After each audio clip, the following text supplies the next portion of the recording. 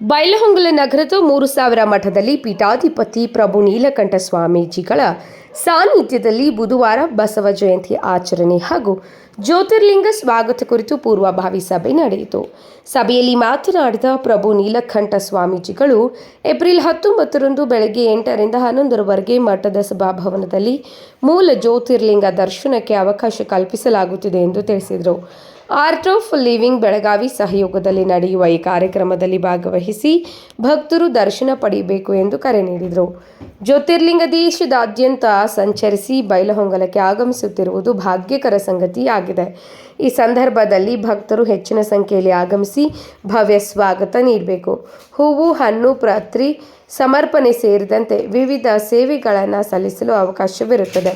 ವಿಶೇಷ ಪೂಜೆಗಳು ಸಹ ನಡೆಯಲಿವೆ ಎಂದು ಹೇಳಿದರು. ಇದೇ ಸಂದರ್ಭದಲ್ಲಿ ಏಪ್ರಿಲ್ 20ರಂದು ವಿಶ್ವಗುರು ಬಸವೇಶ್ವರ ಜಯಂತಿಯನ್ನು ಸಂಪ್ರದಾಯಬದ್ಧವಾಗಿ ಹಾಗೂ ಜಾತ್ಯತೀತವಾಗಿ ಆಚರಿಸಲು ನಿರ್ಧರಿಸಲಾಯಿತು. ಬೆಳಗ್ಗೆ 8ಕ್ಕೆ ಶಟಸ್ಥಳ ಧ್ವಜಾರೋಹಣ, ತೊಟ್ಟಿಲೋತ್ಸವ ನಡೆಯಲಿದ್ದು ನಂತರ ಬಸವೇಶ್ವರ ಉದ್ಯಾನವನದಲ್ಲಿರುವ ಬಸವೇಶ್ವರರ ಪುತ್ಥಳಿಗೆ ಪೂಜೆ ಸಲ್ಲಿಸಲಾಗುತ್ತದೆ. ಸಂಜೆ 4ಕ್ಕೆ ಪೂರ್ಣಕುಂಭ ಮೇಳದೊಂದಿಗೆ ಜೋಡೆತ್ತುಗಳ ಭವ್ಯ ಮೆರವಣಿಗೆ ನಡೆಯಲಿದೆ ಎಂದು ಮಾಹಿತಿ ನೀಡಿದರು. ಮನೆ ಎದುರು ರಂಗೋಲಿ ಹಾಕಿ ಮೆರವಣಿಗೆಯನ್ನು ಸ್ವಾಗತಿಸುವಂತೆ ಸಾರ್ವಜನಿಕರಲ್ಲಿ ಮನವಿ ಮಾಡಿದರು. ಸಭೆಯಲ್ಲಿ ಹರ್ಷ ಮೆಟ್ಗುಡ್ ಜ್ಯೋತಿರ್ಲಿಂಗ ಆಗಮನದ ವಿವರ ನೀಡಿದರು. ಚಿತ್ರನಟ ಶಿವರಂಜನ್ ಬೋಳನ್ನವರ್, ಡಾಕ್ಟರ್ ಎನ್ ಬಾಳಿ, ಬಸವರಾಜ ಸಿಂತ್ರಿ, ಮಹೇಶ ಕೊಟಗಿ ಸೇರಿದಂತೆ ಹಲವು ಮುಖಂಡರು ಮಾತನಾಡಿದರು.